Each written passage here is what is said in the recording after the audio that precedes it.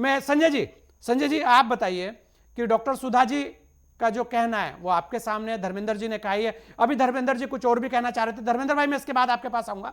लेकिन फिर भी संजय जी यहां क्या है कि वर्तमान में अगर आप देखें तो भारतीय जनता पार्टी और आरएसएस ये दो चीजें हैं, लेकिन वर्तमान में कहा जा रहा है कि दोनों एक ही हैं। एक इसलिए है कि शायद मैं इसलिए कह रहा हूं कि बहुत सारे सवाल फिर खड़े हो जाएंगे कि शायद संघ की नीतियों पर भारतीय जनता पार्टी चल रही है, या संघ की नीतियों को जो देश की वर्तमान सरकार है वो लागू कर रही है। लेकिन वो नीतियां कौन सी हैं जो लागू हो चुकी हैं, क्योंकि 11 वर्ष हो गए अब तो उसे कोई बताने के लिए भी तैयार नहीं है। उसे भी लेके मैं आऊंगा कि आखिर वो कौन सी है। संजय जी क्या लगता है आपको कि ये केवल राजनीति के बहाने जो वोट है, जो वोट बैंक है, उसको पाना है, या वास्तव में आरएसएस देश के अंदर जो कहा जा रहा है नफरत की राजनीति कर रहा है, नफरत फैला रहा है? Sanjay ji. Sanjay sir, good evening और गुड इवनिंग फेलो फ्रेंड। देखिए, ऐसा होता है कि राजनीतिक पार्टियां राजनीतिक बयानबाजी देंगी, उसमें कोई कुरेज नहीं है बोलने में, और उनको देना भी चाहिए। लेकिन अध्यात्म का ज्ञान और इतिहास का ज्ञान अगर हो जाए, दोनों ज्ञान अगर ले लेंगे तो डिबेट करने में थोड़ा आनंद आता है। सबने बोला कि पटेल साहब ने बैन लगाए थे फरवरी 2000 1948 में, नो डाउट उसमें उन्होंने लगाया था। लेकिन लोग ये भूल जाते हैं कि बहुत सी चीजें, पढ़ना कम है ना, सेलेक्टिव राजनीति करने से बड़ी तकलीफ हो जाती है। कई लोगों ने भी स्टेटमेंट दिया संजय सर कि उनसे कोई संघ से कोई त्रुटि हो गई। देखिए, मेरा कोई संघ से लेना देना नहीं है, लेकिन मैं अध्ययन करता हूं। 11 सितंबर 1948 को पटेल साहब लिखे थे बोरवरकर साहब को कि मैं चाहता हूं संघ का विलय कांग्रेस में हो जाए। जो व्यक्ति खुद बैन लगाता है और 11 सितंबर को 1948 को पत्र लिखते हैं बोरवरकर साहब को, हम चाहते हैं कि संगठन का विलय कांग्रेस में हो जाए, और उन्होंने खुद अपना बैन 1949 को हटा दिया था, आप सबको पता है। उसके बाद अक्टूबर नवंबर की, क्योंकि इतिहास का बोध नहीं है, अक्टूबर नवंबर में, या आर्काइव में पढ़ा हुआ कोई भी जाके पढ़ सकता है, अक्टूबर नवंबर में पत्राचार हुआ था जिसमें बोला गया था कि कहीं ना कहीं संघ को आरएसएस को शामिल हो जाना चाहिए कांग्रेस पार्टी के अंदर। और डीपी भाई, इस पे काफी मंथन भी हुआ था। और डीपी मिश्रा, नाम बता रहा हूँ, राजेंद्र प्रसाद जी, डॉक्टर राजेंद्र प्रसाद और टंडन जी ने इसका पुरजोर समर्थन किया था कि उनकी एक विचारधारा थी। और डीपी मिश्रा ने भी, भाई कांग्रेस के अंदर जब विलय की बात होगी संजय जी, तो काफी सारे उसमें बातचीत हुई होगी और कई लोगों ने विरोध भी किया था। तो डीपी मिश्रा जी ने बोले थे, जो कांग्रेस के बहुत बड़े नेता थे, उन्होंने बोला था अगर मुस्लिम लीग के लोग कांग्रेस में आ सकते तो क्यों नहीं संघ के लोग कांग्रेस में आ सकते हैं। ये लिखा हुआ है और ऑलमोस्ट डन हो गया था। लेकिन उस समय नेहरू जी, नवंबर का महीना था 1948, यूनाइटेड स्टेट ऑफ अमेरिका में थे। 17 तारीख को वापस आते रहे, 17 नवंबर को, और बोलते ये नहीं होगा। Number one.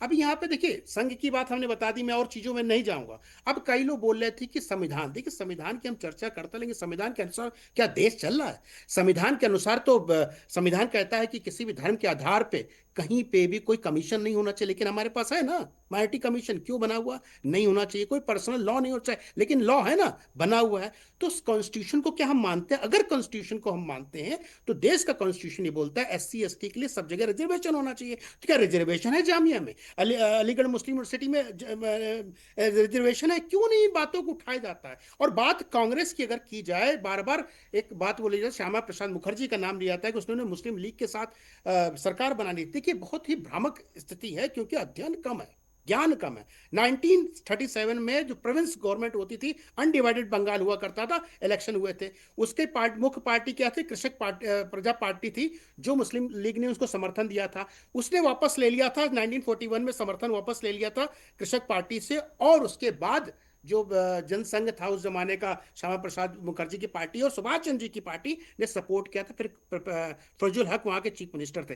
तो इतिहास का ज्ञान होना बहुत जरूरी है। जहां तक बात रही थी कि भाई क्यों नहीं सवाल नेहरू जी पे उठाए जाएंगे, भैया नेहरू जी ने 62 की बात के बाद पत्राचार किसको कर रहे थे? यूनाइटेड स्टेट ऑफ अमेरिका में माउंट बेटन की वाइफ को कर रहे थे ना। वो पत्राचार लिखा हुआ, सब कुछ आर्काइव में। देखिए, जो भी संवैधानिक पद पे होगा उससे प्रश्न पूछे जाएंगे। लेकिन ये बोल देना कि कुछ गलतियां हुई थी आरएसएस से, ये बताइए। जब जब बैन हटा था तो उसमें पाया गया था इनका संलिप्तता, यानी इनका इन्वॉल्वमेंट कहीं नहीं है, तो गलतियां कैसे हो गई? अभी कोई पत्रकार ये बोल रहे थे कि भाई हमने कोई गलती कर दी हो, मेरा इतिहास देखा जाएगा, उसके बाद मुझे बहाल कर दिया जाएगा। अरे गलती हो तब ना, क्योंकि आपका सिलेक्टिव राजनीति करने का तरीका है। आप किसी संस्था को टारगेट इसलिए करना चाहते हो क्योंकि एक आइडियोलॉजी यानी हिंदुत्व की बात को लेकर चलता है, जिसके आप समर्थक नहीं है, जिसको आप मानते नहीं हो। ठीक है, आप नहीं मानो पॉलिटिकली, लेकिन उस चीज को आप घर तोड़ मरोड़ के प्रस्तुत कर दोगे तो गलत है। आप एक जगह बोलते हो कि सरदार पटेल ने इनको बैन किया, लेकिन दूसरी जगह ये बोलना भूल जाते हो कि 11 सितंबर 1948 को पत्र क्यों लिखा था बोलवरकर साहब को, आर्काइव में जाके पढ़ लो, पढ़ा हुआ है। ये बताइए 1949 अक्टूबर नवंबर में विचार विमर्श क्यों हो रहे थे, किसी के पास जवाब नहीं। 17 तारीख नवंबर को क्यों नेहरू जी ने आकर के रिजॉल्व कर दिया, किसी के पास जवाब नहीं है। डीपी मिश्रा का जवाब नहीं है, राजेंद्र प्रसाद जी का जवाब नहीं है, मिस्टर टंडन का जवाब नहीं है। तो देखिए, आत्म मंथन करने की जरूरत है। आप किसी संस्था को इसलिए टारगेट कर रहे हो कि आपको भारतीय जनता पार्टी को टारगेट करना। भारतीय जनता पार्टी एक पॉलिटिकल पार्टी, आरएसएस एक संस्था है। पॉलिटिकल पार्टी में अगर कोई जगह में बोल रहा, पॉलिटिकल पार्टी उस पर आरोप लगाइए, अगर काम नहीं करती प्रश्न चिन्ह उठाइए, और आपका कर्तव्य है प्रश्न चिन्ह उठाना, क्योंकि आप राजनीतिक पार्टी हो और आप विपक्ष में बैठे हो, और आपका ये दायित्व बनता है कि जो जनता के सरोकार के मुद्दे वो लेके जाओ। लेकिन एक संस्था पे, क्योंकि विचारधारा आपके नहीं मिलते हैं, आपकी विचारधारा कुछ और विचारधारा है, इसलिए आप बात कर रहे हो। आप बताइए, पीएफआई क्या 1947 गजवाई हिंद की बात नहीं करता, तो आप उसमें चर्चा क्यों नहीं करते? उस पर बैन नहीं लगना चाहिए, एसडीपीआई पे बैन नहीं लगना चाहिए, फुरपुरा शरीफ पे बैन नहीं लगना चाहिए। क्या आप सेलेक्टिव क्यों हो जाते हो, एक वर्ग को देखते हो? देखिए, आप आरएसएस को अगर टारगेट कर रहे हो तो पीएफआई एसडीपीआई को भी आपको टारगेट करना पड़ेगा, और असम के एक बैठे हुए हैं जो इत्र बेचते हैं, उनको भी टारगेट करना पड़ेगा। उनकी विचारधारा 1947 गजवाई हिंद की है।